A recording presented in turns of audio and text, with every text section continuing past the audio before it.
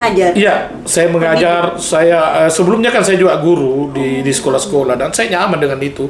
Berapa penghonornya nggak apa-apa buat saya, ndak peduli. Tapi Mengabdi ya, Prof? saya mengabdi. Saya nyaman aja. Ada kepuasan tertentu ketika saya mengajar. Itulah sebabnya saya tidak termasuk pengajar dosen yang kejam sama mahasiswa, karena saya paham tentang kehidupan kelas bawah.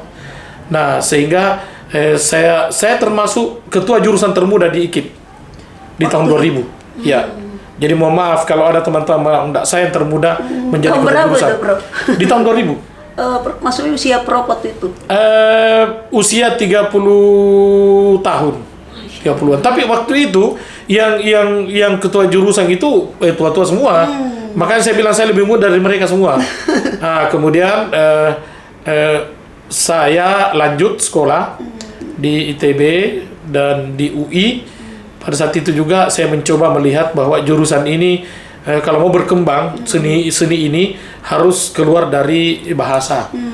Sehingga pada saat itu saya mencoba menginisiasi untuk bagaimana fakultas seni dan desain terpisah dari fakultas bahasa.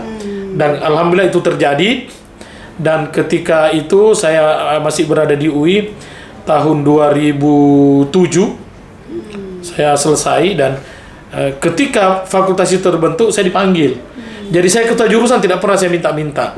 Saya menjadi dekan tidak pernah saya minta-minta bahwa mohonlah pilih saya, enggak. Saya bahkan bilang enggak apa-apa, saya di Jakarta aja untuk melanjutkan hubungan-hubungan. Enggak, saya sudah pendidikan, tapi banyak orderan dari Jakarta. Saya termasuk di Jakarta, saya menjadi konsultan PT Vale sekarang. Dulu kan PT Surako Inco. Saya menjadi konsultan budaya di sana. Jadi kadang ketika saya di Jakarta, saya Inco Jakarta, saya tidak mampir di Makassar karena waktu. Tapi saya sampaikan kepada orang tua saya ada di sini dan insya Allah saya akan kembali pada saatnya. Nah, saya dua periode, alhamdulillah saya tidak pernah memaksakan diri untuk bagaimana memilih saya, apalagi money politics untuk memilih, tidak pernah. Selama 2 periode menjadi dekan. Ini saya lagi baca-baca ini, Prof, luar biasa ya. Riwayat pendidikan Prof Karta itu S1 pendidikan seni rupa dan kerjaan IKIP. Pandangnya Prof 1983 1988. Saya belum lahir, Prof. S2 seni murni Institut Teknologi Bandung 93 97. S3 antropologi seni UI 2002 2007. Oh, ini jabatannya luar biasa ini, Prof. Banyak juga ya. Ternyata Prof juga adalah Ketua Forum Wakil Rektor. Oh, sekarang ya? Iya, sampai saat ini Indonesia, masih Prof ya? Ketua Forum Wakil Rektor DOS Indonesia. Wah, luar biasa.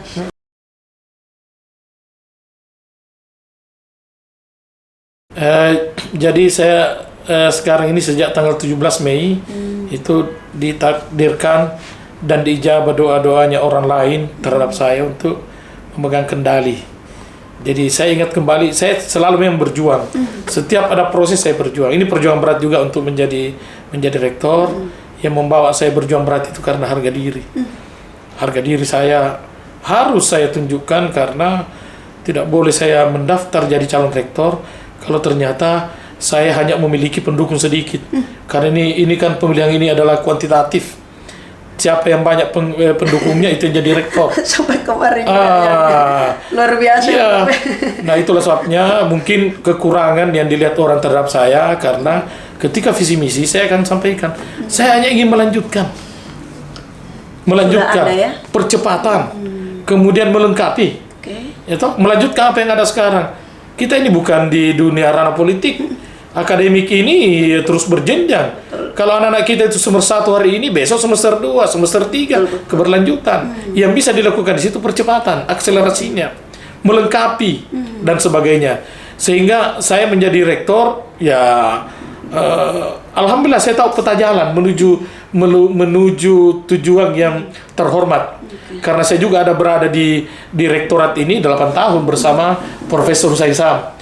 Saya juga menyampaikan terima kasih kepada Profesor Husain Saam selaku rektor 2 periode sebelumnya, yang untuk pertama kalinya mempercayakan ke saya untuk menjabat wakil rektor 2 selama 2 periode. Artinya hubungan-hubungan itu memang tidak bisa dipungkiri, ada naik turun. Nah, itulah sebabnya saya akan melanjutkan program-program yang telah dicanangkan oleh Profesor Sa, tentu dengan segala visi yang saya ada di dalamnya, tentu ada percepatan, tentu ada melengkapi, tentu juga mengembangkan lebih lanjut. Saya tidak muluk-muluk terkait dengan itu, karena saya paham betul seperti apa kondisi-kondisi sekarang dan bagaimana kondisi ke depan. Oleh karena itu mohon maaf kalau di tempat-tempat lain tiba-tiba dia membacakan visi misi untuk world class university. Kalau buat saya jangan dulu lah, masih ada tahapan sebelum world class university. Ya, jadi menjadi terbaik tingkat nasional aja itu sudah sangat bersyukur. Dan saya akan berusaha untuk masuk 20 besar perguruan tinggi negeri di Indonesia. Terbaik itu aja dulu. Di Indonesia. Ya. Sekarang UNM bertambah berapa? Sekarang UNM itu ada di kisaran 36. 30-an ya. 30-an. 30-an. Tapi mungkin itu satu aspek. Tapi kalau secara keseluruhan mungkin tidak masuk di 36. Kalau secara keseluruhan aspek itu. Tapi ya inilah kita terus berjuang untuk memperbaiki. Tentunya kekuatannya secara bersama-sama. Doa. Ini kan Prof 2 periode Prof Husain menampingi Prof Husain sebagai PR2 ya. Iya, betul. Ya, artinya sudah tahu lah ya, seperti betul. apa di kampus kita ini di UNM. Ya. Seperti untuk alumni-alumninya sendiri, Prof, seperti apa kolaborasi ke depannya, hubungan-hubungan bilateral ke depannya, Prof, seperti apa? Ya inilah antara lain Eca Pandita Lopi, saya sudah kenal jauh sebelumnya. Ya begini-begini kita harus sapa, karena bagaimanapun juga alumni-alumni kita itu, saya tidak pernah berpikir bahwa alumni kita itu sama seperti yang sebelumnya. Selalu saya katakan, IPK itu hanya angka-angka. Tapi ketika mereka selesai, mereka sadar akan mengembangkan diri secara baik. Termasuk Eca. Eca ini luar biasa perjuangannya. Dan menurut saya, tidak semua orang yang dulu teman kelasnya Eca mampu menemukan jati diri, dan dia berkontribusi kepada alma mater dan juga berkontribusi kepada pengembangan pers Indonesia. Ini kan kita luar biasa seperti ini. Oleh karena itu alumni itu bagian dari kita. Bagian dari kita. Apa ya? Perpanjangan tangan dari alma mater. Itu informasi terkait dengan suasana di luar, itu kami senantiasa ingin mau mendengarkan dari alumni. Sehingga kami selalu adaptif terhadap apa yang terjadi. Satu-satunya jalan adalah alumni. Alumni yang mampu memberikan beragam informasi, karena mereka ini tersebar dari Aceh sampai ke Papua. Juga dengan variasi profesi juga beragam. Oleh karena itu mohon bantuan para alumni untuk bagaimana kita membesarkan UNM secara bersama-sama. Iya. Prof, tapi sudah berapa alumni kita sampai sehari ini, Prof? Tahun alumni kita itu sudah, kalau tidak salah terakhir kemarin 108.000. 108.000. Kalau nggak salah ya, mohon maaf kalau ini ada di sini tapi nggak enak kalau saya buka. Ada. Ya. Ini juga, Prof. Tahun ini kan kita baru saja penerimaan mahasiswa jalur ujian apa kemarin tuh? SNBT. Nah, ini kan UNM saat ini mau tanggal 1 Juli ya, ujian mandiri ya, penerimaan mahasiswa jalur mandiri. Kalau boleh tahu, Prof, tahun ini berapa diterima, Prof? Ya, kalau sebelumnya itu kita menerima mahasiswa itu termasuk di pasca sarjana ya, antara 10.000 sampai 12.000. Itu secara keseluruhan. Secara keseluruhan.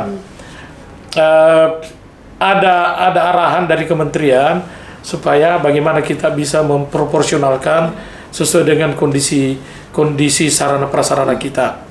Tetapi ini memang sangat dilematis, oleh karena animo masyarakat untuk melanjutkan pendidikan juga besar. Tinggi, ya? Sehingga ada prodi tertentu, kan kasihan, mereka ada 800 melamar, kemudian kuota kita hanya 40. Kasihan juga rasanya. Sehingga kadang-kadang kita mencoba mengevaluasi diri, seperti apa sih fasilitas yang kita punya, seperti apa sih gaya pendidikan kita punya, termasuk di dalamnya apakah dia kuliah langsung atau kuliah daring atau kuliah blended learning, supaya kita semaksimal mungkin memberi kesempatan kepada anak-anak bangsa ini untuk mengecap pendidikan agar mereka tidak putus sekolah. Nah, disitulah kadang-kadang ada kelebihan kelas. Oleh karena itu saya mohon maaf kepada teman-teman di seluruh unit di Universitas Negeri Makassar, kalau ada yang merasa terlalu banyak beban SKS-nya, mahasiswanya, itu bagian dari pemikiran-pemikiran yang komplit terkait dengan bagaimana kita membuka diri untuk memberikan kesempatan anak-anak bangsa untuk melanjutkan. Namun demikian, jika tidak bisa, kami akan stop. Kami akan katakan kelas kami, SDM kami hanya mampu sekian. Apa boleh buat, yang lain harus mencari tempat lain, dan selalu ada yang korban. Tidak bisa kedua-duanya berhasil. Kita juga berhasil untuk memberi fasilitas kepada anak bangsa, juga kita berhasil memberikan fasilitas. Gitu. Kalau untuk apa namanya, ini kan baru-baru ini lagi heboh juga, Prof, terkait UKT.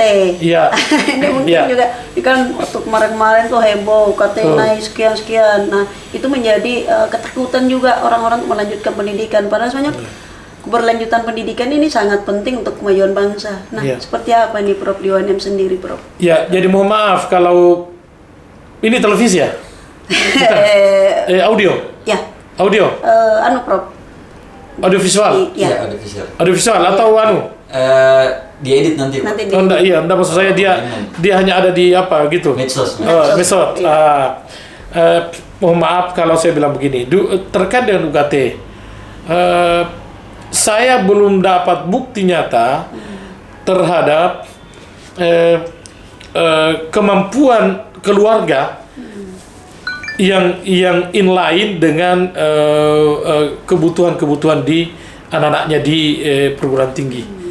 Saya belum dapat data yang betul-betul valid terkait dengan ketidakmampuan orang tua, kemudian sampai kepadanya juga bunyinya tidak mampu orang tua saya. Banyak hal yang menjadikan saya menjadi bertanya-tanya, karena dalam beberapa kesempatan saya mencoba mengambil sampel kepada anak yang merasa kurang mampu. Ternyata setelah saya konfirmasi ke orang tuanya tidak demikian. Nah, ini hanya persoalan berita-berita populer. Ini hanya persoalan yang mungkin tanda kutip terlalu di-upload sedemikian rupa sehingga menjadi konsumsi bagi orang-orang lain yang menganggap bahwa yang kecil harus dibesarkan, yang jauh harus didekatkan, yang tidak mampu harus diberi fasilitas dan sebagainya. Tetapi itu kalau saya melihat income per kapita masyarakat Sulawesi Selatan dibandingkan dengan tuntutan UKT menurut saya masih layak lah. Masih layak. Tetapi apa boleh buat, karena itu sudah mengemuka, UKT mahal dan sebagainya, akhirnya kita harus terima itu. Dan UNM tidak pernah menaikkan UKT 3 tahun terakhir. Kita tidak pernah mengambil IP. UKT kita standar dari berapa? Berdasarkan Permendikbud yang terbaru ini, nomor 2 tahun 2024 ini, standar kita itu di 500.000. 500.000. Saya jadi ingat, Prof. Masih SPP namanya dulu. SPP saya masih ingat sekali, Prof. Iya. 375.000. Tapi kan dulu mahal itu karena masa lalu kan. Masa lalu. Saya masih ingat sekali itu SPP saya. Yang saya mau bilang itu kalau ada UKT SPP itu partisipasi masyarakat. Karena tidak boleh sepenuhnya pembiayaan pendidikan itu dari negara. Negara ini hanya mampu memberikan fasilitas terkait dengan status dosen sebagai PNS, gajinya di situ. Tapi ya inilah, apa boleh buat, kita harus hadapi. Tapi yang pasti UNM tidak pernah naik UKT-nya, tidak ada IP. Bahkan kemarin karena gonjang-ganjing di berbagai daerah di Indonesia, akhirnya ada juga yang terjadi penurunan, diturunkan oleh kementerian. Penurunan ya? Iya, penurunan terutama di Fakultas Psikologi. Itu. Mohon izin, Prof. Kalau saat ini UNM sudah berapa fakultas ya, Prof? Kita masih 9. Masih 9 ditambah pasca sarjana 10. Kalau yang terbaru nanti yang akan kita buka itu apa? Oh, sudah 10, maaf. Sudah 10 dengan Fakultas Kedokteran. Ya. Tahun ini perdana buka untuk kedokteran. Ya, kedokteran perdana menerima baru ini, dan kita dapat kuota 50. Oh, 50 orang. Ya. Kampusnya di mana, Prof? Kampusnya di Parepare. Oh, di justru di Ya, Parepare. kita punya kampus di Parepare. Kita kan sekarang kampus kita ada di Bone. Ada 6. Bisa mungkin disebutkan? Ya, kampus pertama itu di Gunung Sari baru. Gunung Sari. Kampus 2 itu ada di Parantambung. Kampus 3 itu ada di Bantabantaeng. Kampus 4 itu ada di VIP di Tamalate. di Tidung. Kampus 5 ada di Parepare. No? Ya. Kampus 6 ada di Watampone. Bone. Jadi Ya. saya ulangi ya. Kampus utama kita di Jalan APP Tarani, kemudian kampus kedua di Parantambung, dan di sana ada beberapa fakultas, kemudian ketiga tuh di Bantabantaeng olahraga ya. Kemudian Fakultas Ilmu Pendidikan di Tidung, kemudian di Bone dan di Parepare. PGSD ya, Prof ya. PGSD. Kalau Parepare di Watampone PGSD. Kalau di Parepare sudah banyak jurusan di sana. Wah, luar biasa. Termasuk kedokteran. Wah, saya jadi waktu masih saya dulu mahasiswa ya. Masih 7 fakultas dulu, Bro. Ya, masih ingat sekali. Oke, Prof. Mungkin yang paling penting ini, Prof, tentunya Prof punya program yang paling diutamakan selama menahkodai UNM ini periode 2024-2028. 4 tahun ya, Prof. 4 tahun, ya. Kira-kira poin pentingnya program Prof ini untuk membawa UNM lebih berlanjut lagi, lebih meningkat lagi, seperti apa, Prof? Ya, jadi di periode saya 4 tahun ini, saya akan mempercepat dan akan menyiapkan sarana prasarana yang terstandar. Saya ingin itu aja, sederhana saya punya. Saya ingin semua ruang-ruang kelas ber-AC. Ruang-ruang kelas itu kursi dan bangkunya terstandar, nyaman. Dosen-dosennya mampu mengajar dengan baik. Saya ingin bahwa kampus ini menjadi rumah pertama bagi Sivitas Akademika. Lebih peningkatan ke SDM pengajar. Kalau SDM itu kan laju. Dia tanpa dibentuk dia akan jalan dengan sendirinya. Sedikitlah kita punya peran untuk bagaimana SDM itu dimajukan. Karena teman-teman juga mau profesor semua, tinggal bantu-bantu dikit. Mau S3 semua, kita bantu-bantu. Tetapi yang namanya SDM itu harus dari pucuk pimpinan untuk menyiapkan itu.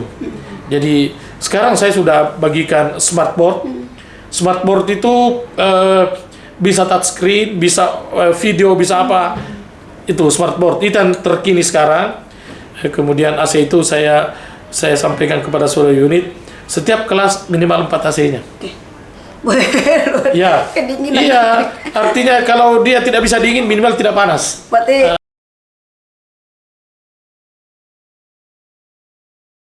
1 Agustus kami sepakat untuk memberi tema menuju era keemasan UNM. Jadi menuju era keemasan UNM, karena kita berharap bahwa seluruh aspek-aspek Tridharma kita akan optimalkan, dan dari beberapa aspek itu alhamdulillah kita ada di tataran nasional. Oleh karena itu mohon Sivitas Akademika dan alumni serta segenap stakeholder yang ada di UNM, ayo kita bersama-sama memajukan UNM dengan secara baik, berperan aktif untuk bagaimana pendidikan kita ini bisa maju. Dan salah satu indikator kemajuan pendidikan di Indonesia adalah melalui Universitas Negeri Makassar. Itu. Ya. Oke, sangat luar biasa. Oke, mantap. Terima kasih atas waktunya, Prof. Dan kita akhiri. Assalamualaikum warahmatullahi wabarakatuh. Waalaikumsalam warahmatullahi wabarakatuh. Mantap. Sampai di situ dulu.